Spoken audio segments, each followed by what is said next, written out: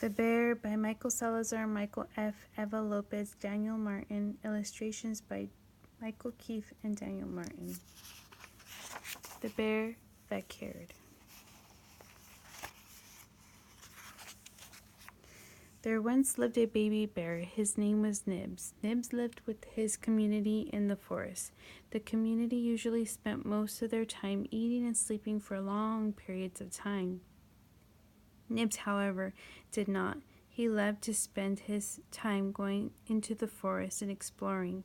This usually ended up getting him into a lot of trouble. His parents always warned him not to go far in fear that their enemies would capture him.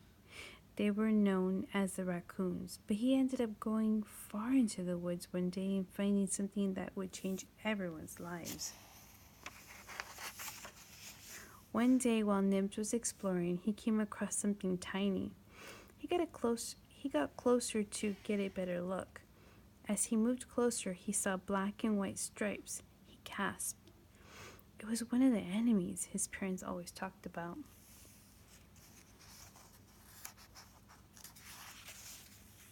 His parents made the enemies sound strong, wild, and scary.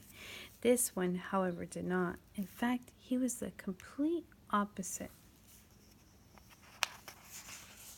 He decided to take this little person home to his family. He kept thinking, why is he all alone here in the woods? He shivered. It had gotten quite dark and cold. He finally saw his camp.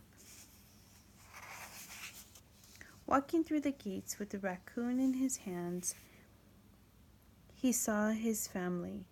They looked mad, very mad. What is this? His mother said. I found him lying under a tree. Why doesn't he look big like the others? It doesn't matter.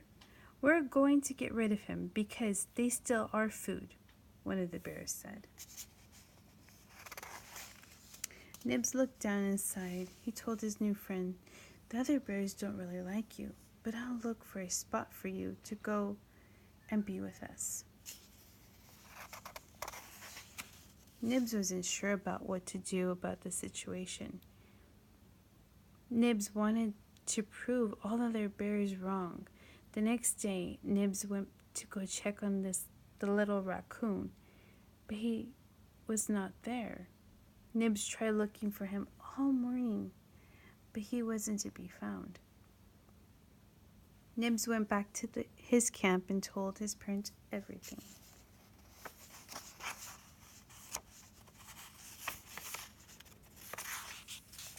Nibs' parents were very upset with him. They told Nibs that he should have never brought the enemy into the camp. Nibs was not going to listen to his parents. He was going to go on an adventure to go and find his friend.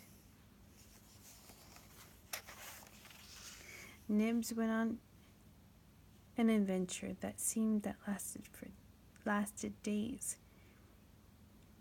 He was ready to give up and go home when he heard something behind him. What do you think you're doing here? Said an unknown voice. When Nibs looked back, he had seen a raccoon. It looked like the one he had found, but much bigger.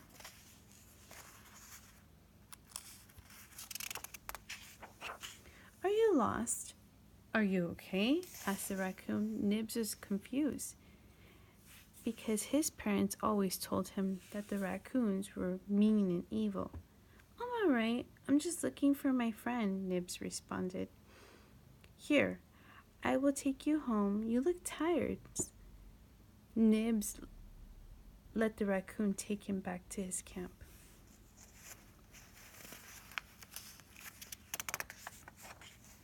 When Nibs and the raccoon got to the bear's camp, everyone came out. And where have you been? Asked Nibs' mother. Why are you with one of the enemies? Asked his father. I went looking for my friend, and they are not our enemies, Nibs said. I didn't mean any harm, said the raccoon. Yes, Mama. She helped me get home, Nibs said. Thank you for bringing my son home, said Mama Bear. Ever since that day, the bears and the raccoons have been the best of friends.